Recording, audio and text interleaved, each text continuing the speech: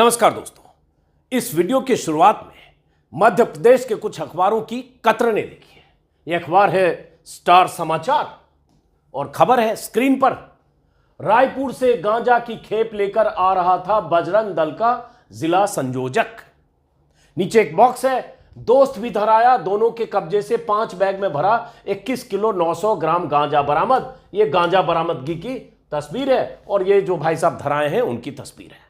यह एक बॉक्स है, हवालात में बेशर्म मुस्कुराहट, मूंछों पर देता रहा ताव। पकड़ा गया गांजा की तस्करी में, लेकिन इसकी सेहत पर कोई फर्क नहीं, क्योंकि ये भाई साहब फेसबुक के मुताबिक सुंदरम तिवारी हैं सच्चे देशभक्त। इसके बाद इसी में है, कई महीने से था आरपीएफ की रडार में। देखते जाइए कि बजरंग दल के कार्यकर्ता क्या क्या कर सकते हैं और क्या क्या करते हैं। अगली खबर है एमपी से, यह भी एक अखबार में। अवैध शराब विक्रय में लिप्त मिला बजरंग दल का जिला संयोजक। शराब कारोबारी से सौदा टूटने पर कर्मचारी का सिर फोड़ा। और ऐसे ही ऑडियो और दारू के हिसाब का चैट हुआ वायरल। अगली खबर फिर देखिए, आरपीएफ के हत्थे चढ़ा गांजा तस्कर। रायपुर से लेकर आ रहे थे खेप। बजरंग दल का पन्ना जिला सह संयोजक है एक आरोपी। और फिर ये वीडियो और तस्वीर ये दैनिक भास्कर में छपी है। ऐसी खबरें मध्य प्रदेश के अखबारों में छपी है। बजरंग दल के जिला सह संयोजक के पास मिला 35 किलो गांजा, साथ ही सहित 2 आरोपी गिरफ्तार, 3 फरार। इन खबरों के बाद यह वीडियो है, जिस वीडियो में पुलिस हिरासत में है और एकदम सहज है, जैसे न इसने कुछ किया है, न इसने कोई गुनाह किया है, न इसकी सेहत पर कोई फर्क पड़ रहा है। यही वो शख्स है बजरंग दल का। तो कुल मिलाकर इन खबरों का लब्बो लुआब यह है कि बजरंग दल का नेता या बजरंग दल का कार्यकर्ता धंधा गांजे और शराब की खेप ले जाने का सुनने में आपको अटपटा लगना भी नहीं चाहिए, क्योंकि तथ्य सामने है। और यही वही बजरंग दल है जिसकी हरकतों पर बैन लगाने की खबर जब कर्नाटक में आई थी तो प्रधानमंत्री मोदी ने कर्नाटक में जय बजरंग बली के नारे लगवाने शुरू कर दिए थे। यह वही बजरंग दल है जिस पर पाबंदी की आशंका के बाद पीएम मोदी ने इस संगठन को बजरंग दल से जोड़कर कर्नाटक में पूरा चुनाव प्रचार केंद्रित कर दिया था। यह वही बजरंग दल है जिसके लुच्चे और लफंगे और असामाजिक तत्वों की हरकतों को बजरंग बली से जोड़कर पीएम मोदी, अमित शाह, जेपी नड्डा और बीजेपी के तमाम नेताओं ने कर्नाटक में एक नैरेटिव सेट करने की कोशिश की थी। और यहां ये क्या करते हुए पकड़े गए हैं ये आप देख लीजिए। बात बजरंग दल की हुई थी और प्रधानमंत्री मोदी चुनाव में बजरंग बली को ले आए थे। कर्नाटक की जनता ने मोदी और उनकी पार्टी का क्या हाल किया ये तो आप जानते हैं। अब बजरंग दल से जुड़े एक शख्स का कारनामा सामने आया है। गौर से सुनिए और समझिए कि ऐसे लोगों की फौज पर कुछ सवाल अगर उठाए जाते हैं तो मोदी से लेकर शाह तक कैसे बवाल मचाते हैं, लेकिन जब खुद को राष्ट्रवादी और संस्कारी कहने वाले, विरोधियों को देशद्रोही कहने वाले ऐसे लोगों की जमात से कुछ चेहरे जब बेनकाब होते हैं, उनकी करतूत सामने आती है तो सबको साफ सूझ जाता है। तब भी हम जैसे लोग यही कह रहे थे कि बजरंग दल को बजरंग बली से जोड़ना बजरंग बली का अपमान है। यही इस वीडियो में इन खबरों के हवाले से मैं फिर आपको बताने जा रहा हूं। इस बीच दिल्ली में भी एक कांड हुआ है। हिंदुत्ववादी ब्रिगेड के एक शख्स पर यूपी भवन में यौन उत्पीड़न का आरोप लगा है। स्क्रीन पर आप देख रहे हैं, तिरंगा इन्होंने पीछे लगा रखा है, लेकिन भाई साहब अभी फरार है। यूपी भवन के 3 अफसरों को सस्पेंड कर दिया गया है। कहा जा रहा है कि राज्यवर्धन सिंह नाम का यह शख्स किसी अभिनेत्री को बीजेपी नेताओं से मुलाकात करवाने के लिए या कुछ अधिकारियों से मुलाकात करवाने के लिए यूपी भवन ले गया था। इस खबर के बारे में भी बताऊंगा, क्योंकि ये भी खुद को राष्ट्रवादी और देशभक्त मानते हैं। ऐसे लोगों की असलियत आपको जाननी चाहिए। लेकिन पहले बजरंग दल के उस तस्कर की खबर जिसका मैंने शुरू में जिक्र किया। ये हेडलाइन है जो 7वां संस्करण के स्टार समाचार में आज छपी है खबर। अब यह खबर क्या है? खबर में कहा गया है कि सारनाथ एक्सप्रेस से गांजा लाते पकड़े गए तस्करों के कब्जे से 21 किलोग्राम गांजा बरामद किया गया। इसको मैं जरा आपकी सहूलियत के लिए जरा इसको जूम इन करता हूं ताकि आपको समझ में आए। 21 किलो गांजा बरामद किया गया। गांजा तस्करी का मुख्य आरोपी पन्ना जिले के बजरंग दल का जिला सह संयोजक है। दोनों तस्कर रायपुर से गांजा की खेप लेकर सारनाथ एक्सप्रेस में सतना के लिए बैठे थे। आरपीएफ की टीम ने, क्राइम ब्रांच ने दोनों को उचेहरा स्टेशन से उतारकर भागने का प्रयास किया तो दोनों को पकड़ा और ये किया। और ये जनरल कोच में सफर कर रहे थे। दोपहर 12:30 बजे के आसपास आरपीएफ को इन्हें हैंडओवर किया गया। तो ये खबर मध्य प्रदेश के कुछ अखबारों में छपी है। यहां आपको ये खबर ऐसे दिखेगी नहीं और आपको लग सकता है कि बजरंग दल का कोई कार्यकर्ता ऐसे पकड़ा गया। तो इस खबर को मैं कुछ ज्यादा दिखा क्यों रहा हूं, उसकी वजह है क्योंकि इसी बजरंग दल का जिक्र कांग्रेस के मैनिफेस्टो में था। हालांकि पीएफआई का भी जिक्र था कि कोई अगर सांप्रदायिक सद्भाव खराब करने की कोशिश करेगा या गैर कानूनी गतिविधि करेगा उस पर लगाम लगेगी। उसमें बजरंग दल भी था, लेकिन उसी पर बवाल मोदी जी ने किया। अब ये लड़का है जो बजरंग दल का कार्यकर्ता है, देखिए यही है,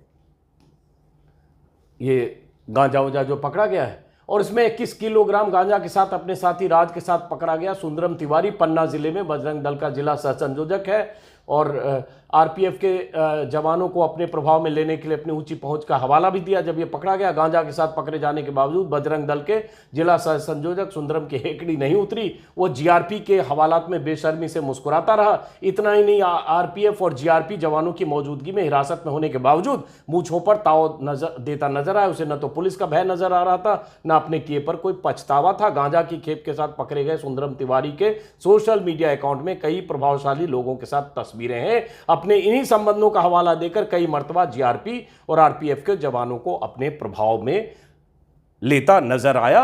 और विस्तार से है कि कैसे ये गांजा के लिए तस्करी करते हुए पकड़ा गया। इसमें तो खबर यह है कि डील टूटी तब हुआ काले कारनामे का खुलासा।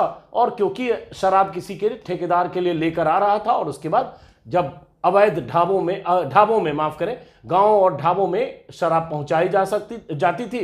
ठेकेदार के साथ किसी कारण से डील टूट गई। गुस्साए सुरेंद्र शिवहरे ने अपने साथियों के साथ ठेकेदार के एक कर्मचारी का सिर फोड़ दिया। इतना नहीं, जब पुलिस ने इस मामले में कुछ लोगों पर मुकदमा दर्ज किया तो सुरेंद्र शिवहरे ने बजरंग दल की आड़ में कार्यकर्ताओं के साथ पुलिस अधीक्षक के कार्यालय में पहुंचकर पुलिस पर आरोप लगाए और ये वो जो भी है। तो ये तो कहानी आ रही है बजरंग दल के कार्यकर्ता की, जिला सह संयोजक की, और अब इसकी गिरफ्तारी की तस्वीरें हैं। लेकिन जाहिर है कांग्रेस इसे इशू बनाएगी तो कांग्रेस इशू बना रही है। दिग्विजय सिंह जो मध्य प्रदेश के पूर्व मुख्यमंत्री हैं, चूंकि वो अक्सर ऐसे मामलों पर बोलते रहते हैं, इसलिए आज उन्होंने ट्विटर पर लिखा है, बजरंग दल के पन्ना जिले का सह संयोजक सुंदरम तिवारी गांजा की तस्करी करते रेलवे पुलिस द्वारा सतना के स्टेशन पर पकड़ा गया। क्या गांजे की तस्करी कोई सांस्कृतिक कृत्य है? आरएसएस और बजरंग दल के प्रमुख बताएं कि युवाओं को नशे का व्यापार करने की सीख कौन दे रहा है, कौन प्रशिक्षण दे रहा है। और उसके बाद उन्होंने खबर अटैच किया। साथ में सुंदरम तिवारी जो बजरंग दल से जुड़ा है उसका एक फेसबुक आईडी भी है। ये वीडियो मैंने आपको दिखाई, जो थाने में कोई फर्क नहीं। अब देखिए, बहुत अहम है और इसलिए मैं वीडियो बना रहा हूं क्योंकि देश में एक ऐसा माहौल हो गया बीते 9 साल में कि हर तरह के धतकर्म, हर तरह की हरकत, करतूत, नफरत, मुस्लिम विरोधी बयान, कुछ भी कर लें और आप अपने को राष्ट्रवादी, सनातनी, देशभक्त बताकर बचने की आड़ लेते हैं। और ऐसा सिस्टम बन गया है कि कई बार बचते भी हैं। उसकी आड़ में गुंडागर्दी करते हैं, दंगाई मानसिकता के साथ तमाम तरह की हरकतें करते हैं। अब ये शख्स जो गांजे की तस्करी कर रहा था, ये उसका फेसबुक प्रोफाइल। अब फेसबुक प्रोफाइल देखिए, राष्ट्रवादी तो हैं ही, लग ही रहे हैं कि नहीं वो तो अलग बात है। अब ये बजरंग दल विश्व हिंदू परिषद जिला सह संयोजक पन्ना, और वर्क्स उसमें लिखा होता है, एक फेसबुक में एक स्कोप होता है कि आप लिखिए कि आप क्या करते हैं। वर्क्स एट राष्ट्रीय स्वयंसेवक संघ, वर्क्स एट सच्चे देशभक्त। तो ये लड़का सच्चा देशभक्त है। कर क्या रहा था? गांजे की तस्करी, शराब की तस्करी ढाबों और गांवों में पहुंचा रहा था। पकड़ा गया, जीआरपी ने पकड़ा। सच्चा देशभक्त आरएसएस और बजरंग दल से जुड़ा हुआ इसकी फेसबुक प्रोफाइल है। दिग्विजय सिंह ने लिखा है मोदी जी को टैग करते हुए कि नरेंद्र मोदी, आपने हमारे पूजनीय बजरंग बली जी की तुलना ऐसे तस्करी करने वालों से कर दी। बजरंग दल को टैग किया है, आप हम सभी हिंदुओं से माफी मांगिए, और बीजेपी और आरएसएस को टैग किया है। ये दिग्विजय सिंह जी हैं। दिग्विजय सिंह का एक और ट्वीट है जिसमें उन्होंने लिखा है कि माननीय मोदी जी, माननीय मोहन भागवत जी, सुंदरम तिवारी गांजे की तस्करी करता हुआ पकड़ा गया। बजरंग दल का पदाधिकारी। आप कहेंगे आरएसएस का सदस्य नहीं है, कैसे होगा जब आरएसएस में सदस्यता ही नहीं हुई। अब उसके बाद एक तस्वीर टैग की है गांजे के तस्कर की। तो ये तस्वीर, इससे आप समझिए कि राष्ट्रवाद की आड़ में, देशभक्ति की आड़ में खुद को देशभक्त और दूसरों को देशद्रोही कहने वाले लोग क्या क्या कर सकते हैं। जब बजरंग दल का जिक्र हुआ था कर्नाटक के चुनाव में, तब भी ऐसी बहुत सारी कहानियां, बहुत सी खबरें हमने आपको दिखाई थी।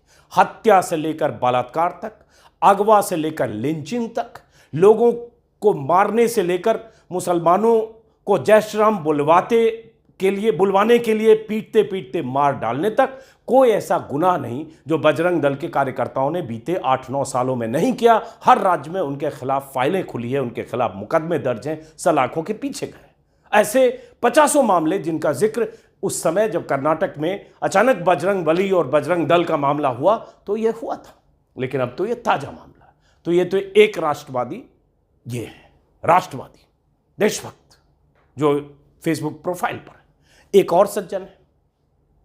इसलिए सबके चोले और नकाब उतरना चाहिए कि ये इसके पीछे, इस नकाब के पीछे लोग क्या क्या कर सकते हैं, खुद को देशभक्त और राष्ट्रवादी कहते हुए। और देश में ऐसा माहौल बनाने की जो एक प्रवृत्ति हुई है, उस प्रवृत्ति के ये सब पुतले हैं, उस प्रवृत्ति के ये सब प्रतीक हैं। तो बहरहाल क्या होगा देखते हैं। अब ये सज्जन है एक, इनके बारे में कोई नहीं जानता था, मैं तो बिल्कुल नहीं जानता था। अभी भास्कर में खबर देखी, कल रात से ट्विटर पर बहुत सारे लोग लिख रहे हैं। दिल्ली के यूपी भवन में अभिनेत्री का यौन शोषण, 2 मंत्रियों से मुलाकात के लिए बुलाया, योगी सरकार ने 3 को किया सस्पेंड, FIR। अब ये साहब हैं, ये देखिए तस्वीर, तिरंगा भी है। अब ये तिरंगे का अपमान नहीं कर रहे हैं ऐसे लोग जो खुद को देशभक्त, राष्ट्रवादी, महाराणा प्रताप के नाम पर एक संगठन भी चलाते हैं। और क्या बोलते हैं इसी वीडियो में आगे दिखाऊंगा। और यूपी भवन में एक कमरा बुक किया और उस कमरे में कोलकाता की एक अभिनेत्री को ले गए और उसके बाद उसके साथ यौन शोषण किया और उस अभिनेत्री ने मुकदमा दर्ज कराया, FIR दर्ज कराया और उसके बाद ये भाई साहब फरार है।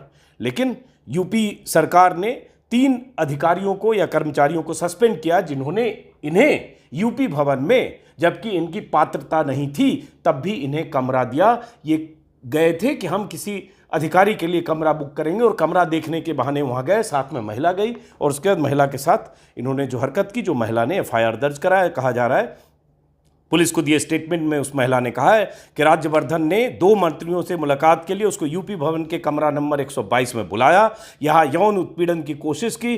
दिल्ली के चाणक्यपुरी थाने की पुलिस ने वारदात के बाद कमरे को सील कर दिया है। यूपी भवन का कमरा नंबर 122। दिल्ली पुलिस के छानबीन में सामने आया कि यूपी भवन में वारदात के वक्त वहाँ रिसेप्शन पर राकेश चौधरी और पारस मौजूद थे। इन लोगों ने आरोपी राजवर्धन को कमरा उपलब्ध कराया। बताया जा रहा है कि आरोपी राजवर्धन सिंह परमार उन लोगों की सूची में शामिल नहीं है जिन्हें यूपी भवन में कमरा दिलाया जाए या आवंटित किया जाए। यौन शोषण की शिकायत करने वाली महिला कोलकाता फिल्म में काम करती है और सीएम योगी ने 3 लोगों को सस्पेंड किया, जिसमें जो व्यवस्था अधिकारी दिनेश कारूस हैं, राकेश चौधरी और पारस हैं। और अब यहाँ पर जांच हो रही है। कहा जा रहा है कि ये 43 मिनट बाद राजवर्धन उस महिला के साथ कमरे से बाहर आया।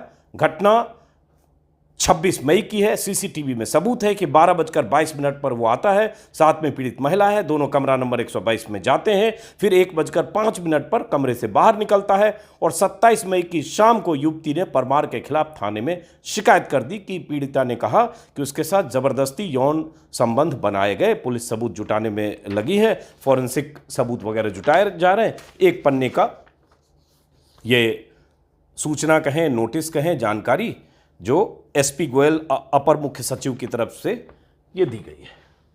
नोटिस कहें, सस्पेंशन। अब ये भाई साहब क्या है, राष्ट्रवाद, देशभक्त, ये एक ऐसा माहौल है, उसी की वजह से ऐसे लोगों की दुकान चल रही है। अब इसको समझिए क्यों मैं दिखाना चाह रहा हूं। खबर तो वही है जो बताया।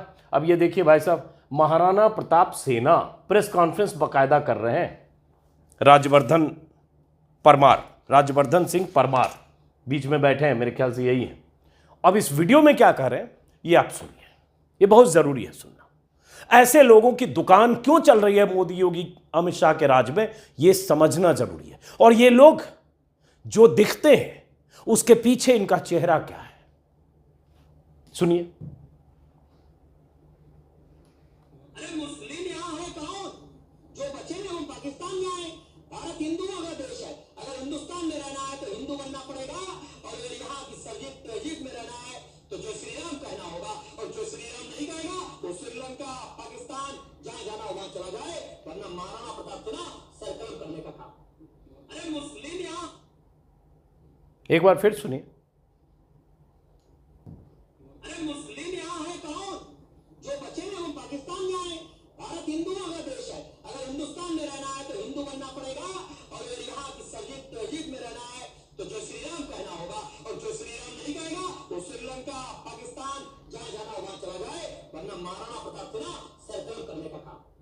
ये मुस्लिम यहाँ है कौन, ये बंदा कह रहा है जो बचे हैं वो पाकिस्तान चले जाएं, और या फिर उन्हें जय श्री राम कहना होगा, ये बंदा ये कह रहा है। तो ये तो स्थिति है, हिंदू बनना पड़ेगा, और अगर यहाँ की तहजीब में रहना है तो जो श्री राम कहना होगा, और जो श्री राम नहीं कहेगा। होल्ड नहीं हो रहा है, इसको होल्ड करते हैं। चलिए मैं बदलता हूं इसको। चला जाए, वरना तो ये राजवर्धन परमार है। नफरत इसके भीतर कितनी कूट कूट कर भरी हुई है ये आपने देख लिया। ये कह रहा मुस्लिम यहाँ है कौन, जो बचे हैं वो पाकिस्तान चले जाएं, श्रीलंका चले जाएं, और नहीं तो यहाँ जय श्री राम कहना पड़ेगा, चाहे मुसलमान क्यों ना हो। और ऐसे लोगों की दुकान ऐसे ही तिरंगे के पास बैठकर, दरअसल ऐसे लोग तिरंगा का अपमान कर रहे हैं। कलंक है ऐसे लोग जो खुद को देशभक्त बताते हैं, वो देशभक्ति के नाम पर कलंक है, लेकिन साथ में तिरंगा रखते हैं, ऐसे भगवा साफा बांधते हैं, और उसके बाद वो हरकत करते हैं जो इस खबर में जिसका जिक्र हमने किया, महाराणा प्रताप सेना। तो ये एक खबर है, कहने को लग सकती है कि खबर छोटी है, लेकिन मुझे लगा चूंकि हाल के दिनों में ये मामला बजरंग दल का बहुत उठा, तो लगा ये बात आपको बताई जानी चाहिए कि ये किसी संगठन से जुड़ा मामला सिर्फ नहीं है, ये उस संगठन से जुड़ा मामला है जिस संगठन पर संगीन आरोप हैं, लेकिन जब उसका जिक्र होता है तो प्रधानमंत्री मोदी मोर्चा संभाल लेते हैं और उस संगठन पर पाबंदी की आशंका से सीधे बजरंगबली को चुनाव मैदान में ले आते हैं। गवाही ये खबर दे रही है कि ये लोग क्या क्या कर सकते हैं। तो फिलहाल इस वीडियो को खत्म करते हैं अफसोस के साथ कि ये जो बजरंग दल के ऐसे लोग होते हैं ना, जो इस तरह की गांजा तस्करी में और इन सब चीज़ों में पकड़े जा रहे हैं, और जिनकी वकालत बजरंग दल की मोदी, शाह, जेपी नड्डा करते रहते हैं। हर बार ऐसे आंकड़े, ऐसी जानकारियां आती हैं कि ये जो बड़े नेता हैं, सांसद, विधायक, मंत्री, किन्हीं के परिवार का कोई सदस्य बजरंग दल में ऐसे झंडा ढोने और बैनर ढोने और पोस्टर लगाने का काम नहीं करता है। ये सब वो युवा है जिनका माइंड वॉश किया गया, ब्रेन वॉश किया गया, और उन्हें हिंदुत्व के रास्ते पर, हिंदुत्व की पटरी पर लाया गया है, और उसकी आड़ में वो क्या कुछ करते हैं। चूंकि बेरोजगारी है, काम नहीं है, झंडा बैनर किसी दिन ढो लिया, रामनवमी के दिन या किसी शोभा यात्रा के दिन या हनुमान जयंती के दिन बाइक पर, मोटरसाइकिलों पर झंडा बैनर लेकर चल पड़े, नारेबाजी की, जय श्री राम के नारे के साथ उग्रता दिखाई, कहीं मस्जिद पर झंडे फहरा दिए, कहीं किसी मुस्लिम मोहल्ले में जाकर ऐसा माहौल बना दिया।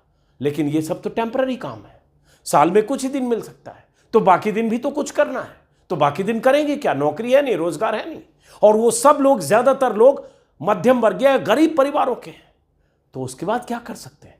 उसी की मिसाल है। वो ये भी कर सकते हैं कि वो गांजे और शराब की तस्करी कर सकते हैं, और पकड़े गए तो कोई फर्क नहीं पड़ता है।